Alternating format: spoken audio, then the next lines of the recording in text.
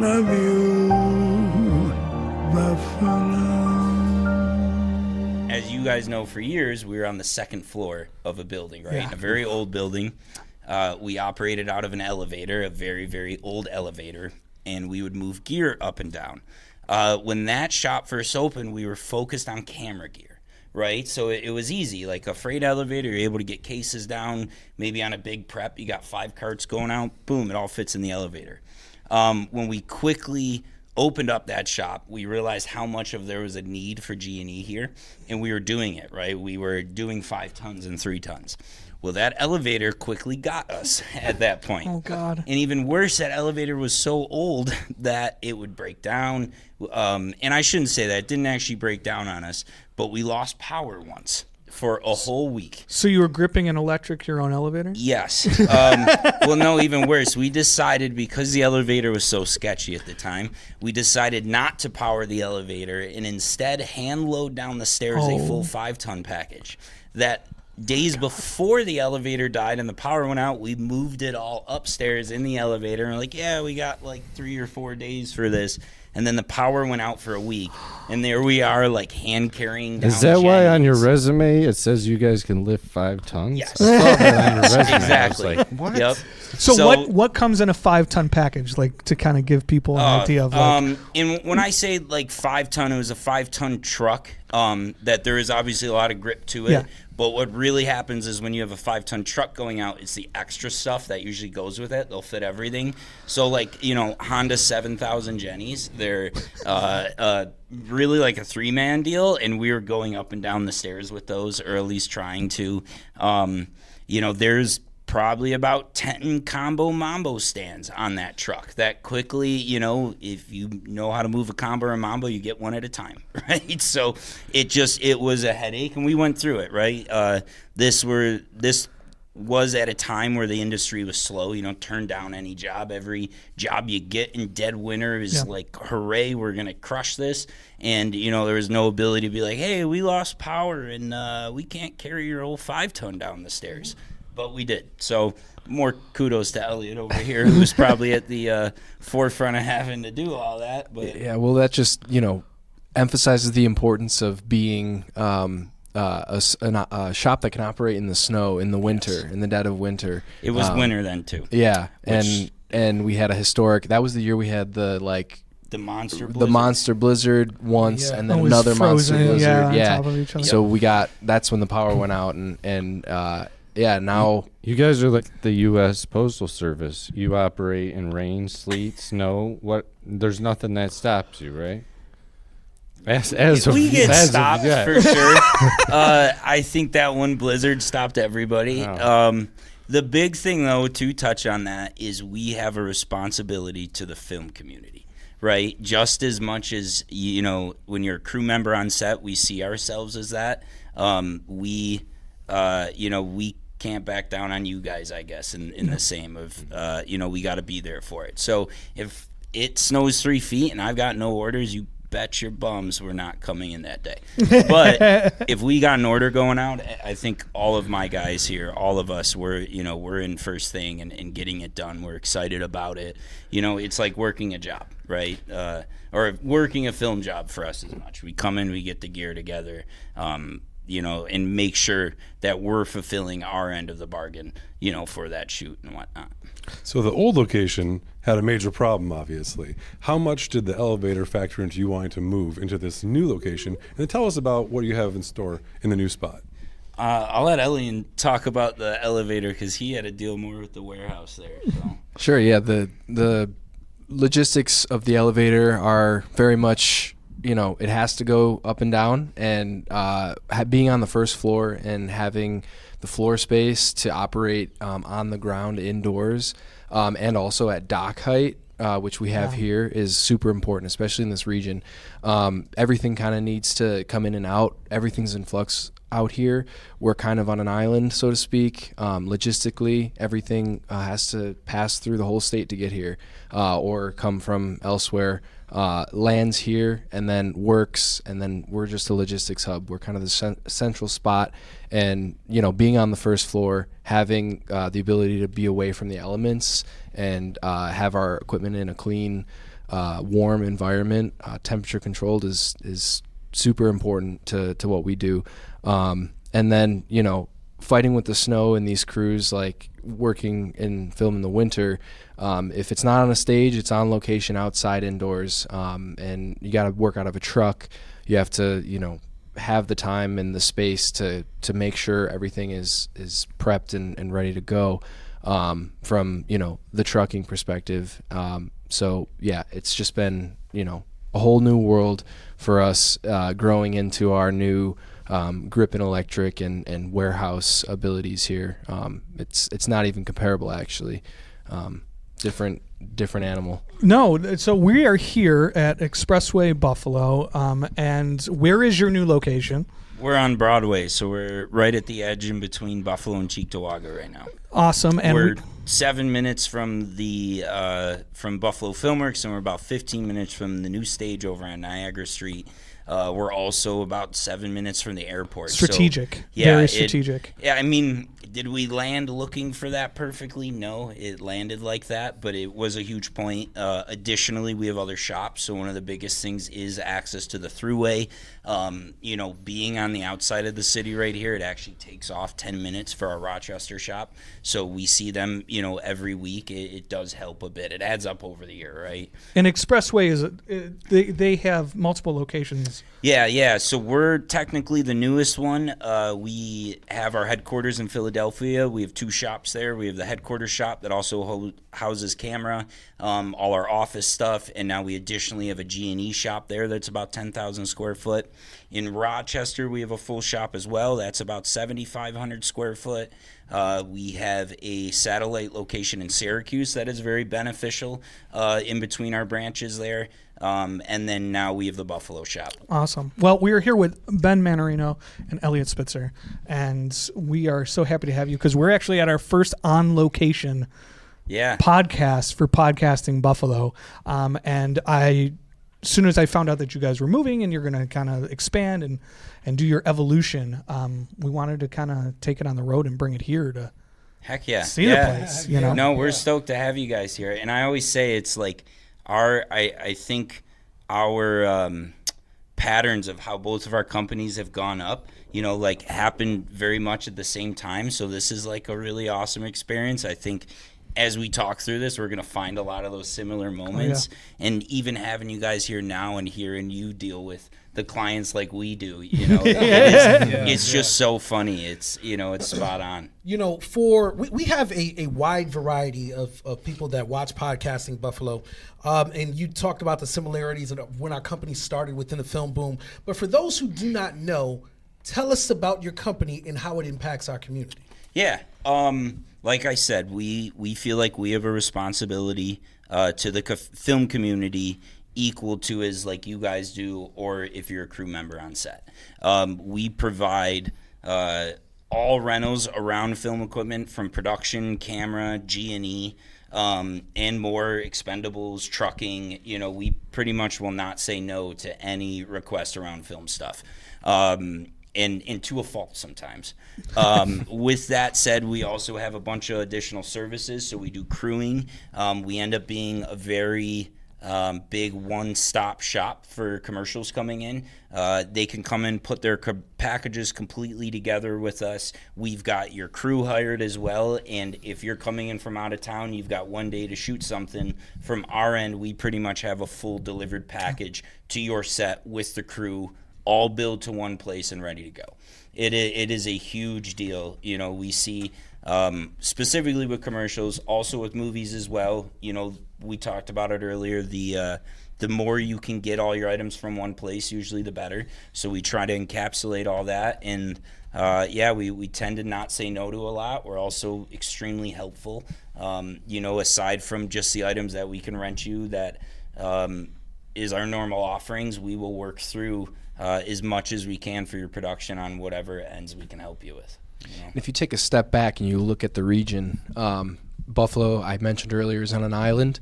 Everything that goes on in this city is not really possible without this resource specifically. It either has to come from New York City, it has to come from Ohio, somewhere a little farther out west, certain times even California. So we're in our infancy, so to speak, when it comes to availability for equipment, and just being that resource here we are really the You guys only are like other the fine importers too. yeah, we're really the only option when it comes to a place to start, right? As a resource for advice, as a resource for crew recommendations, as a resource for equipment. Even if we're not the rental house of choice, we have a network of people in the industry and friends of ours who are working crew members and all that. So there's a lot of good resources here, and I feel proud about having given this community such a large shop facility. Yeah. Before Grip and Electric was kind of, go to so-and-so's garage, drive around the neighborhood and collect all your C-stands and then do your production. Who's got this? Who's right, got that? right. Yeah. It's become more of a professional environment in terms of Grip and Electric equipment. And seeing people notice that finally, is huge. Like it cuts a lot of your legwork off the back, I wanted to ask you, because you mentioned something again. We all started in this business around the same time, right? Yeah. Now that you're in this facility, can you tell us about the growth of your company as well as the growth of the industry that you've experienced in Buffalo? Yeah. Going back to like where we were years ago and coming in and thinking we were just going to focus on camera at the time. I think a lot of it had to do with the single stage here at the time. Yeah. And also with this, I could go back to talking about Buffalo Camera, I guess, but or a little bit about my background. I had Buffalo Camera going before we were with Expressway, and it really was, along the same lines of what we were doing. I noticed that like, hey, it's really hard to get gear here, or if I gotta get gear, I'm taking a whole day to go around to all my buddies and pick up a C-stand from him and a combo from him, and he's got the dolly and he's got the lenses, and it just made a lot of work. So I, seen like we had a missing gap for this. Big commercials came in. You had to run to New York City. You had to spend all this extra money that actually kept productions from coming in because it was such a like, hey, there's not a lot of infrastructure there. It's tough to operate. So that's how Buffalo Camera started. And in the beginning, I bought up as much gear as I could. One of my biggest things was to be available for everybody. So I had a website that I would answer all the time. If you put in a request, I would hop on it and make sure that you had something coming back for me. You drove that beat up white van. Yeah. That van is still around. Come on. And Expressway renamed it Mannarino. Oh, I love that. Even better, most of the company now knows how to spell my last name because of that van. So you're right, bro. I remember those days. That van was the Hustle Mobile. Yeah. And me and Expressway got together was during that year out of COVID, the boom, right? Where everybody was working. We had Quiet Place in town. We had Bunker going. I wasn't quite yet in like doing the union jobs, and I was sneaking under the radar, and I was picking up every commercial that was coming in.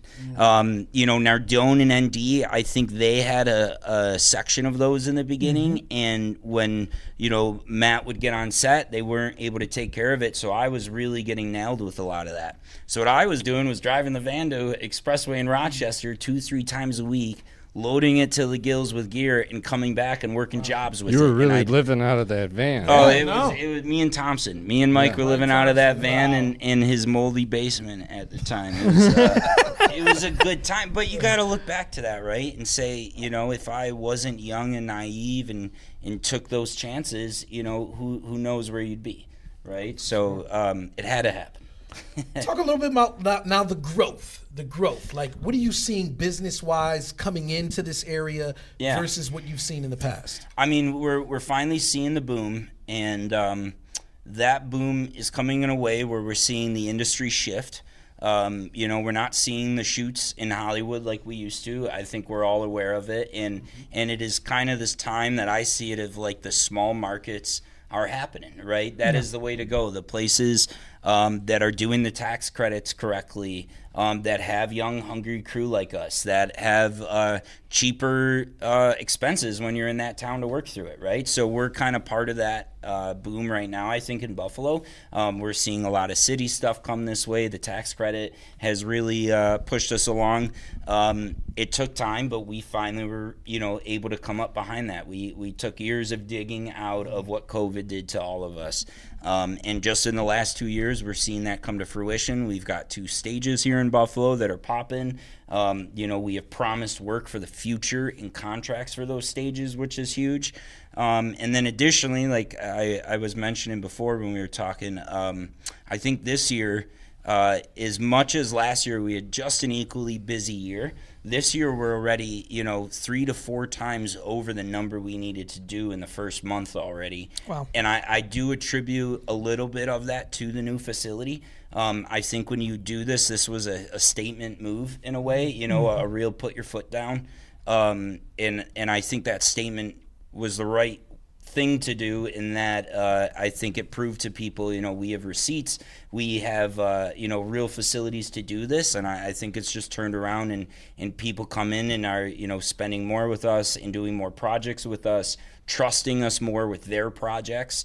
And it's already shown in the first quarter of this year. So. Well, congratulations so far and seeing the growth. And as you mentioned before, like I feel like we are film community cousins, our companies. Yeah. And we came out of, a lot of need in this area. We both kind of developed. It was like, what does this community need in film and television and commercial? And that's kind of how we were both birthed.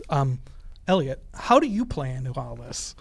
Well, I'm the lead technician here. I've known for a long time that I wanted to be a film crew technician, specifically. So I pursued that path heavily. And for the grip and electric department, I kind of represent the not so glamorous portion of filmmaking. Everyone who either goes to film school or who kind of gets into this are attracted to naturally the cameras, the directing, the producing, the acting even. There are, technician jobs in this industry that there was a real need when I specifically started working in the industry. And I just happened to be the person who was interested in that. And there were gaps, and there still are gaps that remain in that workforce specifically. So there's a lot of crew needs for the grip and electric department, and I filled those freelance for a capacity, and now that I work more in the technical side for Expressway, I kind of am in little terms, I make sure that all the equipment here is in tip-top shape.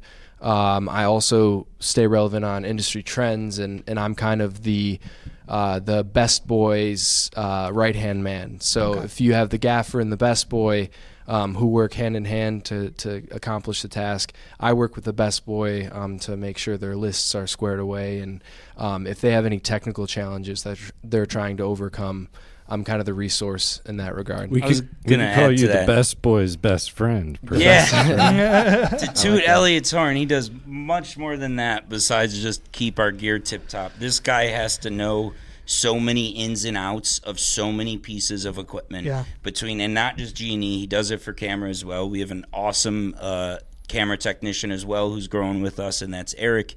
But Elliot has been the forefront of, being able to answer your technical questions. If I'm missing something on your order, when he's prepping it, he's able to catch it and be like, hey, you forgot this, and they're not going to be able to shoot without this. So, it's a whole team process for this, right, in many ways. But yeah, tooting his horn a bit. He has to know a lot about a lot of pieces of gear, and it might not just be the best boy for electric. It's the best boy for grip that's calling. It's the first AC for camera, right? There's so many departments, even down to why isn't the heater running for locations, right? So it's a lot, but yeah. And for an audience to know what a best boy is, but that it is an industry term that basically they are in charge of ordering your equipment. Right. Yeah, the best boy, and I think it does come through when you're a key grip or a gaffer, it is your best boy, right? Yep. The guy under you, he's kind of in control of all your equipment. If you're the chief lighting tech, the gaffer, you go through your best boy for almost everything, right? So yeah, usually those are the ones that I want to say put through the packages, but it is the gaffer does usually put through the package, and then we'll work with the best boy on the back end and throughout the run of show. Broken equipment, things that are missing, things that they need to add throughout that show, and it could work differently based on commercials and feature work too. And having the title best boy doesn't mean that it has to be a boy. No. It's just an old industry term that still is around. Best person. Yes, best exactly. person. They tried my good boy first, but that just didn't work so well. And now we have the best boy friend, so it's So it's He's the good remarkable. It's remarkable how big this is and how awesome everything is. I feel like your bread and butter is that huge production coming in. They have a resource now to get the highest end gear available. How small are you when it comes to someone like this audience? A lot of times for this show, could be actors, could be people that are trying to do their own thing. Indie filmmakers. Yeah. So what do you have as offerings for people who are maybe just getting started out and they want an awesome camera kit, or they need like a lighting kit on a small end? Do you provide those services? Yeah, we are just as fully open for all that as we are for the large stuff. And I think when people see all this, it gives them this sense of like mystification of like, it's too big. Yeah, I couldn't talk to them, and it is like completely the opposite. For instance, if you go through our website, we have a huge resource of different programs and things to get involved, to get your foot in the door.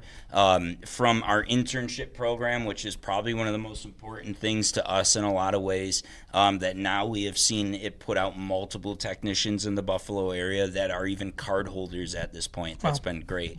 But even just first-time renters, students that are doing student films, your 48-hour film project, we want to supply and help all of that. And to a small level, like if you're just taking, we carry all the small stills lenses that might just work with your cameras. We still carry small camera bodies, the base level Sonys, the base level Blackmagics, the small tripods, everything around that would, a starting filmmaker would need. We have all of that. We also always try to offer extra discounts to get those people in the door, to help them with their projects. People come to us with budgets where we're just happy to hit it because we want to work with you. We want to see you grow. And, in the end, we know you're going to come back and we're going to get more work with you and work together in the future. So, well, I think it's very interesting how, the demystification is great because in the end, we were all those filmmakers. Mm-hmm. We were running around saying, who's got that lens? Who's got this camera? Let's all just go together on a weekend and shoot something. Yep. So it's only right for us to try to give back as much as we can. Yeah, I was going to say, tell me more about this internship, because for Casting Buffalo, our Actors Expo last year expanded, to crew. We had a lot of people that were interested in a lot of different departments. So for those that are watching that are interested, how do they go about this internship? Yeah. Elliot runs the program for the most part. He's done a phenomenal job with it. So Sure, yeah. Our internship is reserved for college student filmmakers who have a passion for crew positions specifically. Yeah. We have taken the producer, director types before.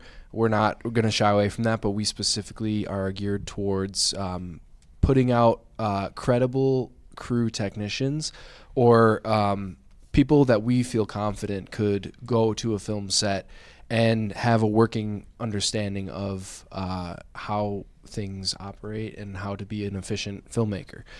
So with the internship program, we accept students in the spring and in the fall semesters. Right. I think 3 now. I think we do. Maybe I'm wrong. I think we do 3 semesters. 3 semesters. We might do a J-term. So what those are. Yeah, we focus on the spring and fall semesters for interns. We typically look for interns who are in their junior or senior year of college. That doesn't disqualify you if you're earlier, but there's more opportunity for freshman, sophomore to enter the program if that's where they are. And then it's kind of a full stop track. You come in, you pick your focus. So whether you want to be grip, electric, or camera oriented, and you kind of focus on that track in terms of how to use the equipment, how to handle the equipment, but most importantly, how to safely work with others in the high-paced film environment and ever-changing film environment. So we are focused on the most relevant industry standard equipment, hands-on experience. We're focused on etiquette, the most important portion of being a qualified technician is going on set and acting accordingly in terms of safety and in terms of the flow of production.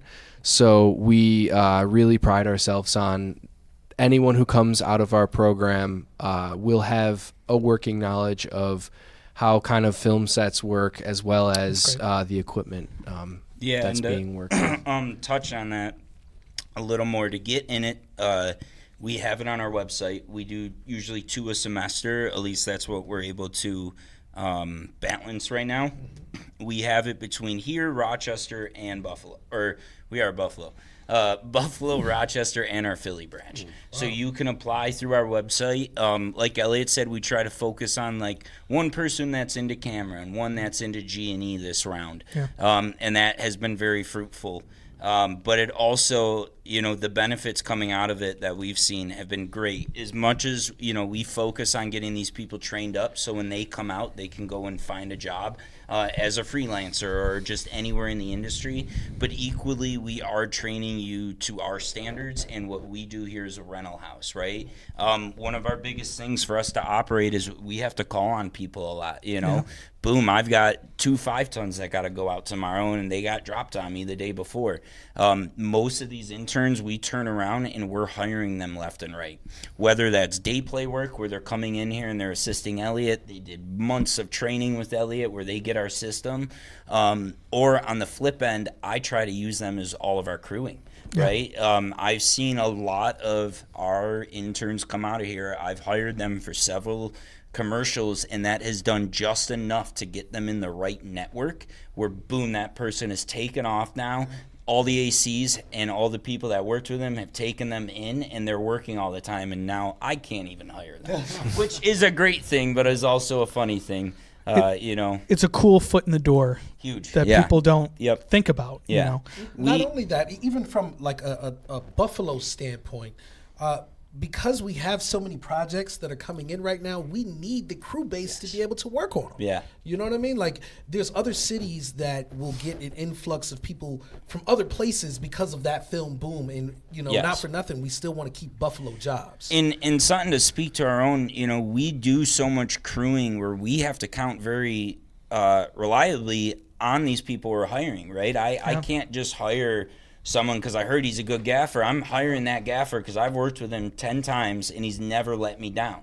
So when he goes out, he has our logo on his back, right? He's a representation of us. So we train all of our interns, all of our day players up to that level, right? It is someone that we know is going to represent the brand when they get out of here, and not just for represent our brand. Buffalo. Yes, exactly. Yep. And to a standard or a level where they could walk into any, set of any caliber and any level and understand, And most importantly, feel comfortable. I think I want to just state that because when you're coming up in this industry and everything is new, at least from my perspective in the grip and electric world, it's kind of, you're afraid to make mistakes. There's a lot of fear behind it, and you're you're all working towards the same goal when you're on set.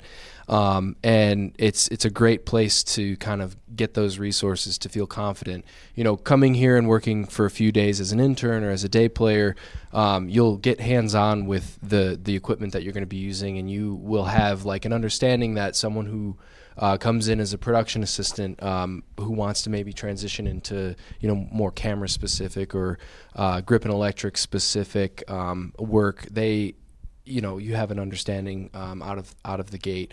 And about feeling comfortable on set, I think, you know, nothing can prepare you for being there. Nothing can really, we can talk all day about set experience, but at the end of the day, it's an environment that's ever changing. It's fast paced, and it's always thinking ahead. And when you start to, what makes an experienced technician versus what makes, you know, someone who is maybe on the newer side is the comfortability aspect. And that it just, like, when things start to go crazy, you're able to take a moment and just think rather than, you know, sounds like combat. A little bit. I thought you were going to say good shoes. Good shoes, good gloves. We have a new rental agent here, and he's a veteran in the industry. He's been working in New York City for years. He's a Buffalo native, and his name's AJ. He says it really well, but we're trying to train people that when you're done with a 15-hour day on set, no one's going to kill you. You know, and that is it, is how Preach can you that. Yeah, I mean, that is one of the most important things, you know, as much as you can be so brilliant and know every in and out of it, but you got to be someone people are going to like to work with. You know, that's one of the most important to getting called back. You know, can you keep your cool? Can you be comfortable on set, like Elliot said, and, you know, demystifying some of that, right, as you're out on set. So. No, that's amazing. I think, a huge part of having you guys on, too, is that it's an educational part of this. Like, we, as Peter said, like, we want to keep Buffalo film jobs in Buffalo. And I've worked for a ton of local colleges here in Buffalo. Peter has as well. And it's always about, my mind whenever I take a job is more for how do we look at building a workforce. Yeah. What makes sense. And I think having you guys as a resource in town is incredible, because it's next to none to be able to go learn about these different departments that normally people just say either they don't choose it because it doesn't feel as flashy, or it just, because it's so technical, feels like this giant that they don't want to touch. I love that when you step back and you look at, like, you know, companies like ours that care, like, we're so focused on the next generation. Always. Right? Because it's like that is the only thing that's going to build consistency and, you know, a long-term future for this, is if we can look to who's coming up next and start working with them. And we're passionate about it, too. Yes. And I think it's you because care, right? It's that blue-collar mentality of, we saw that. Yes. We care about it. We want you to care about it. It's like wanting to show your friend your favorite movie of all time, and instead of watching the movie, you're watching them. You know, it's that same exact theory where it's like, we want to see you love what we love. Yes. Yeah. No, that's a great way of saying it, I think, too, because it is it's a level of, you know, passing along the torch and like you said, showing them, like, hey, this is why we're all geeking over this. Yes. And you're going to start geeking over it, too. But you know? they're so lucky to have you, because when you did it, it wasn't here. Exactly. You started it. So you're pioneers in this area. We had, you know, like, I want to touch on ND, because ND really, did years of what they did, but they did it to a level where they needed to be a production company, right? Mm-hmm. And that was what made it tough for outside people getting in to have rentals and stuff. And I know Elliot did, he came out of Buff State's film school, and he went right into working with ND under Nardone. And I think that was a huge thing for your growth and where you're at now. And, you know, I learned tons of stuff from Elliot every day that he learned in a previous lifetime, you know, so. You know, I wanted to ask you guys, because I met Elliot, you're right, he was at Indy. Yep. We were on the set of Greg Robbins' movie. Yep. That's where I first met you. Yep, that was it. I've known you for a while, but originally you used to also shoot stuff with the camera. Yeah. Right? So yeah. like here's my question to both of you is that both of you have had the artist experience of like shooting, you've been on sets doing that stuff. Now you're transitioning into the business side. Which one do you prefer? Or is this growth to you? Do you ever miss going back to shooting on things? Like, what do you prefer? Well, I'll tell you this. I don't miss the 15-hour days. There is a real thing to say about finding a job in the film industry that provides consistency. You know, and I don't want to say that in a bad way. I see, you know, some of these stages here now where people almost are close to working 9 to 5s on it, and it's incredible, right? But I love the consistency of having something more consistent. You know, it makes it a little bit easier to grow your life in the background. Yeah. But I fully miss many days of, you know, working with the crew. And it's really the people. I go to set to drop off a light, and I'm getting high fives, it's the best. knuckle pounds, and Ben, I haven't seen you in 2 years, and I'm like, I know, it's sad, you know. So there's a mix. I miss the people, you know. In terms of like now that we have this awesome shop, I love coming in. And it's just 4 of us guys here, and today's a slow day, and we're gonna build a set in the back to test a new light. You know, we still have a lot of fun and feel very inclusive of being filmmakers.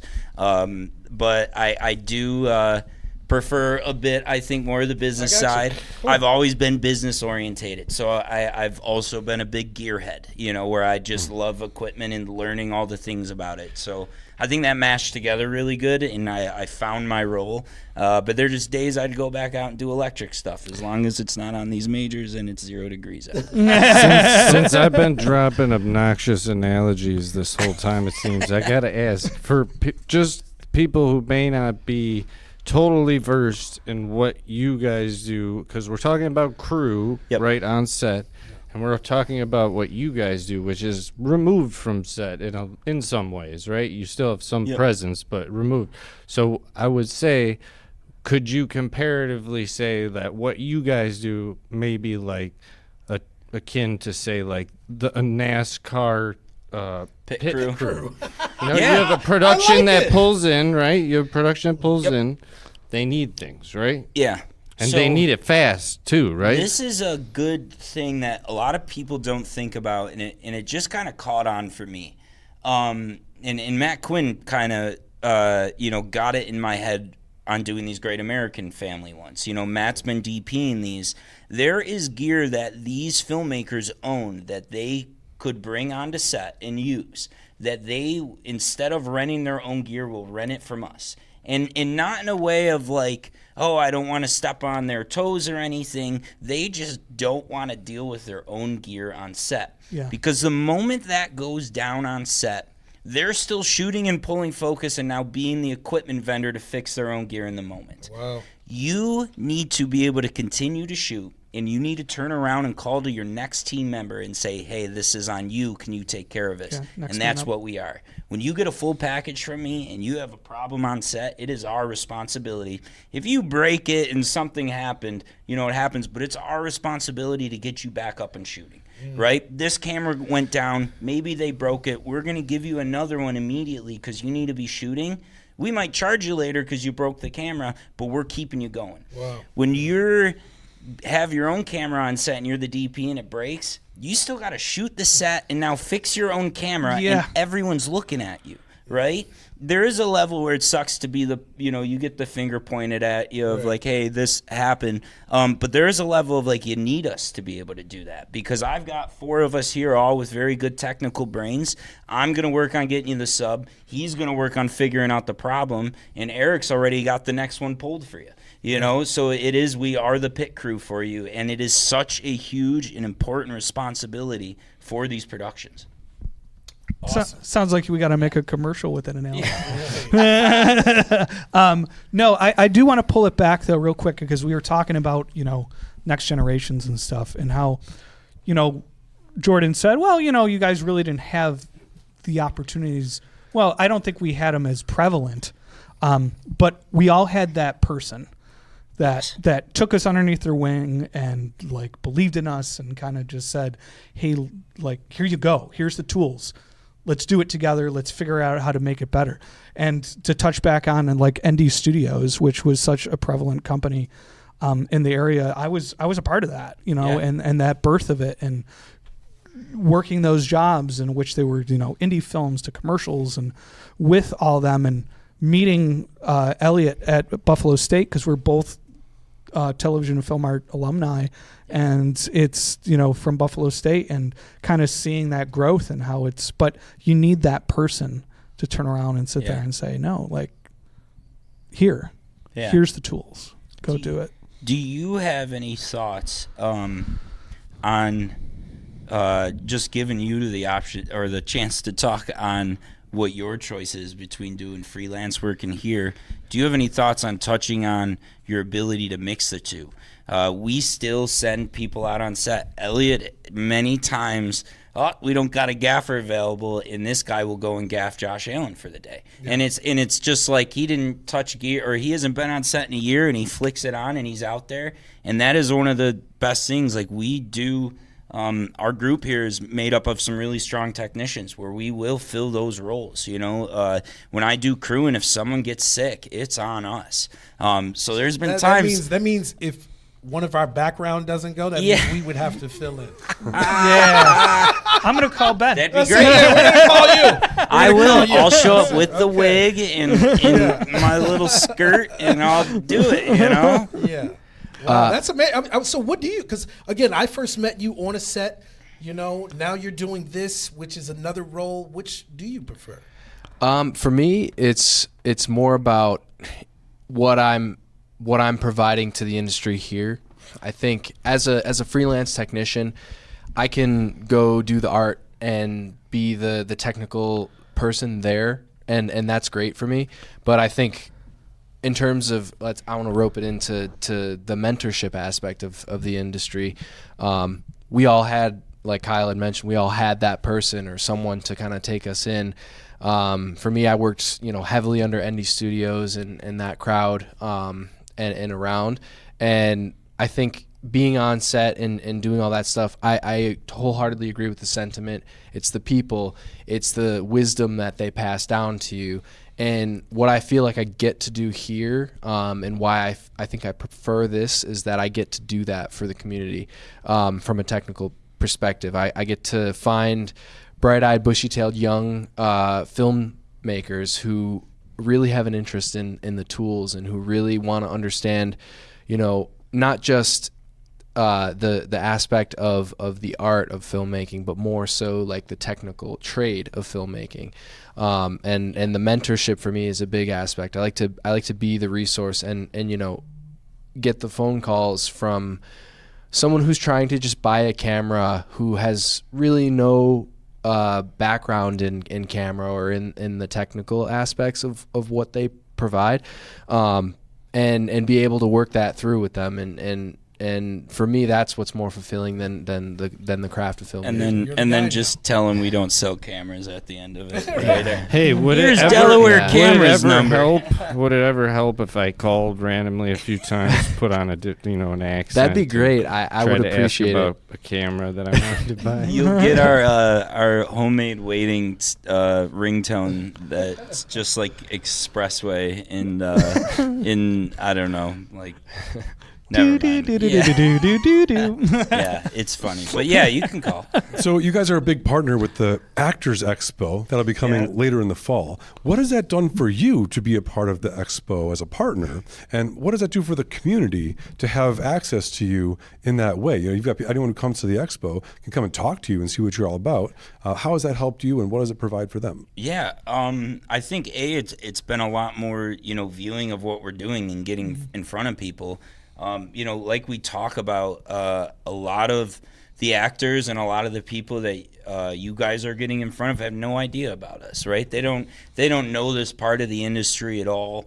They don't know that there's jobs, you know, in this part. And then additionally, I think in the market that we're in, we see a lot of crossover, right? There's tons of actors that are also crew. I think it's one of the best mixes. You know, you get these people that see both sides of it, and it makes them do a better job in each one of those sides.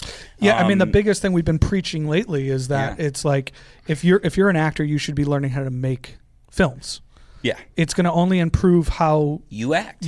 And how you direct if you want in the future, and how you work with those other people. How you collaborate with every person on a film set. Some of the best UPMs that I've worked with that say this, that probably never have done this, always say, like, they have worked every one of those departments before. Now, most of them lie, I think, because then when it gets down to, like, can you just plug that light in? You didn't do craft. Yeah, exactly. You didn't do craft. You don't know this, but it is true. Those guys, I've worked with some awesome UPMs. They're like, I was a grip one time, and you look at how they deal with the grip department, and they crush it. Because they're like, yeah, I know how long it takes to set up that dolly shot, right? Yeah. But all that, the more you know about other people's roles, the better it will be sometimes for your own role, if you're mastering your craft, right? We bring that up often, that, you know, although our focus of our business is regarding to actors, you know, some people may have tried it and may not like it. Maybe they like crew. And I think that a film set is a perfect environment to try multiple jobs to find out what you're really good at and what your passionate is. You know, I think another big thing is now is the time, right?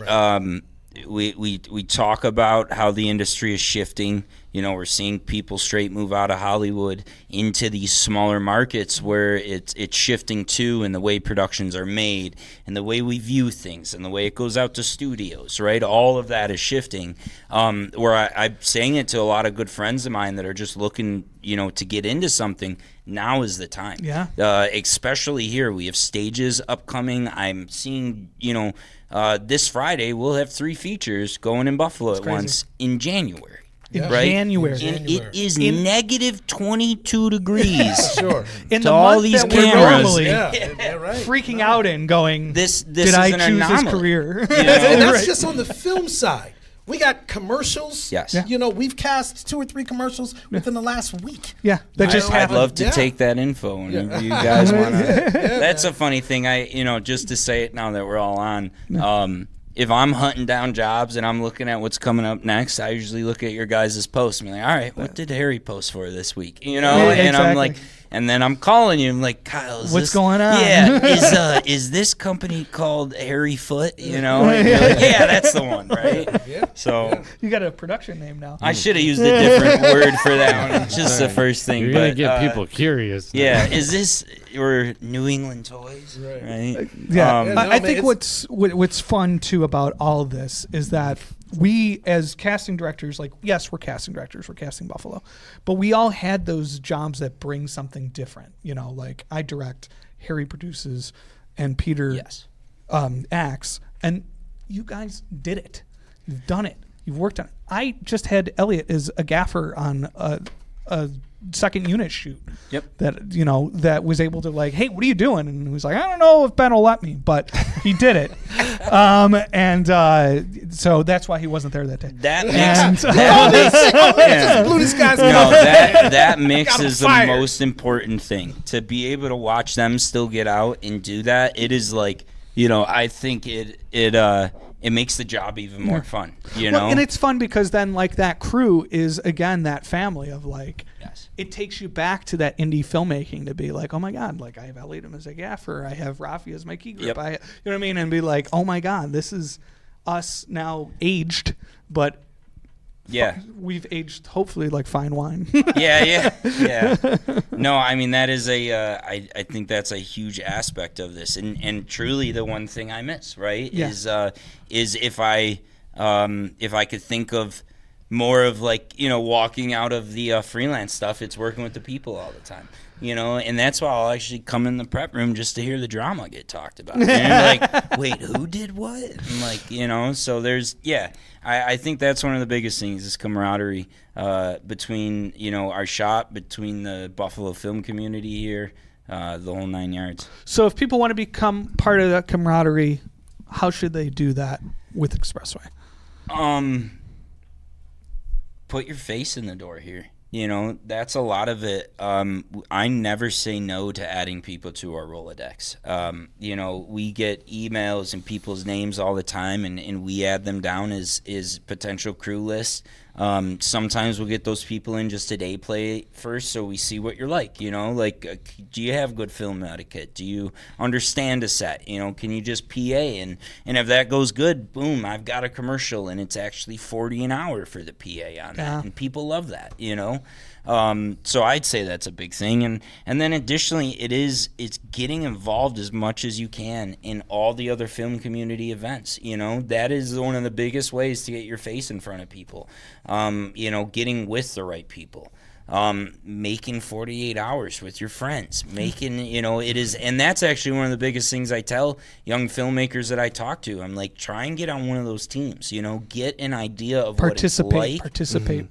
Yeah, and get your name out there in front of the right groups, right? You remember how people did on your set, and you remember when someone covered you, you know, and what they did for you, and that is what gets you called back. Participate with a capital P. Yes, yeah, 100%. You know, with us, we're going to be talking about soon about the next expo and what we're going to go, and we want to make it bigger and better and take it to the next level and sit there and say, what are the needs of Buffalo and Western New York to see where we can take it to. And we're very happy to have you guys as partners in the past couple of years, and happy to continue that partnership with Lemur Studios, with Expressway, and kind of see where we go to next. But that participate is show up to these events, show up to the expo, show up to the Buffalo Filmmakers, which happens every Thursday. Every first Thursday of every month. You know, like finding that. I know Expressway does networking events, and it's kind of always doing that. We have one coming up at the end of February here on the 26th, where we wanted to mishmash us with theater, because to us, theater is literally a cousin to us. Like especially if you're acting, you should be trying any which way to, you know, flex that muscle and try to beef you up. I could imagine a lot of your, like, you know, the first, or people having their first time with you are actually a lot of them coming from theater. Right? Or they you know, the experienced ones. Here's the thing is that, but you don't have to have that theater experience in order to do it. So sometimes we get people that, you know, their first gig, they land a commercial, but, you know, now they want to go back and really dive into it. So then they'll go back into theater. Now it's go do that. And you've recreated in the back end a new love for it, right? You're like, I had a great time on set, you know, and I realized I got a voice, and I'm going to go and do it. No, that's 100%. And it's like this whole entire episode's kind of been around like mystification, and it's the same thing with theater. So we have a Casting Buffalo Connect industry night coming up on February 26th. It's at Road Less Travel Theater. And they have a show that's playing Exit Strategy, and we are trying to get local everyone in this community, actors, filmmakers, theater actors, theater crew, film crew, to technicians to come on out and just kind of mingle, watch a show, watch live theater, watch that performance, and then hang out, have conversations, show your face, and kind of build relationships. That's the purpose, man. I mean, as you mentioned, you got to participate. You got to be out in the community. You got to come through those doors.